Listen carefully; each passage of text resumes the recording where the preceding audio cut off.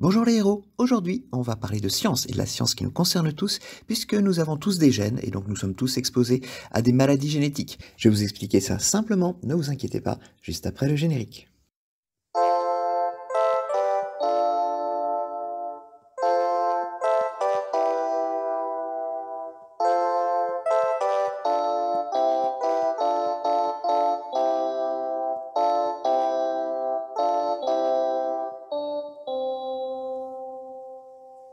Aujourd'hui, nous allons vous parler des maladies génétiques dont beaucoup peuvent aboutir à des handicaps. La compréhension des mécanismes de la génétique, on les doit à cet homme, Gregor Mendel, un moine dont j'ai eu le plaisir de visiter le monastère en août dernier à Brno, une ville de la République tchèque au nord de Vienne. Pour chacun de nos gènes, et nous en avons environ 20 000, nous recevons un exemplaire de notre papa et un exemplaire de notre maman. Mais ces exemplaires ne sont pas forcément les mêmes. L'un peut posséder une mutation que l'autre n'a pas. Alors, il existe différentes possibilités. La plus simple, c'est lorsque les deux exemplaires du gène sont à égalité et participent ensemble à part égale à la propriété physique qu'ils contrôlent. C'est le cas par exemple pour les groupes sanguins. Si vous héritez du type A de votre maman et du type B de votre papa, vous aurez le groupe sanguin AB. Mais souvent, à cause de la mutation qui différencie les deux exemplaires, l'un d'entre eux va devenir dominant sur l'autre, ce qui veut dire que les propriétés de notre corps ne vont dépendre que d'un des deux exemplaires. Il sera alors appelé dominant, alors que l'autre exemplaire, on pourrait l'appeler soumis si vous êtes des adeptes du sadomasochisme, mais les scientifiques l'appellent récessif.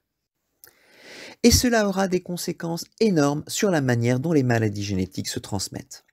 Prenons l'exemple de la maladie de Huntington. C'est une maladie qui se déclare en général vers 40 ans et qui fait perdre le contrôle de ses mouvements aux malades. On parle de maladie neurodégénérative car elle est causée par la mort de certains neurones du cerveau. Cette mort est provoquée par une mutation dans un gène appelé Huntingtin. Et cette mutation est dominante, ce qui veut dire que si vous héritez de cette mutation, soit de votre papa ou de votre maman, vous êtes condamné à être malade, même si l'autre exemplaire du gène Huntingtin est sain. Ainsi, une personne atteinte de la maladie de Huntington a une chance sur deux d'avoir des enfants atteints de la même maladie, même s'il fait des enfants avec une personne qui n'est pas malade. Dans le cas de la mucoviscidose, une maladie génétique qui provoque l'accumulation anormale de mucus dans les voies respiratoires, le gène en cause s'appelle CFTR. La possession d'un exemplaire muté de ce gène ne provoque pas la maladie, car le gène normal permet heureusement de compenser les fonctions déficientes du gène muté. Il faut avoir les deux exemplaires du gène muté pour tomber malade, c'est-à-dire en avoir hérité un de la mère et un du père. Ainsi, des personnes non atteintes de mucoviscidose peuvent être des porteurs sains de la mutation. Si vous êtes porteur sain, et si vous faites des enfants avec une personne qui n'a pas la mutation sur aucun de ces deux exemplaires du gène, tout va bien, vos enfants ne seront pas malades. Mais si vous faites des enfants avec un autre porteur sain, alors il y a une chance sur 4 que vos enfants soient malades. Plus subtil, il y a des cas où les gènes impliqués dans les maladies génétiques sont portés par les chromosomes sexuels X et Y. Cela va un peu compliquer la chose, car les filles ont 2 exemplaires du chromosome X, donc 2 exemplaires de chaque gène, et on se retrouve finalement comme dans les cas précédents.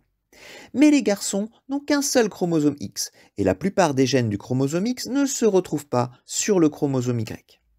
Ils n'ont donc qu'un seul exemplaire des gènes qui se trouve sur le chromosome X, et ils héritent forcément des gènes de leur mère dans ce cas, vu que c'est forcément le père qui transmet son chromosome Y.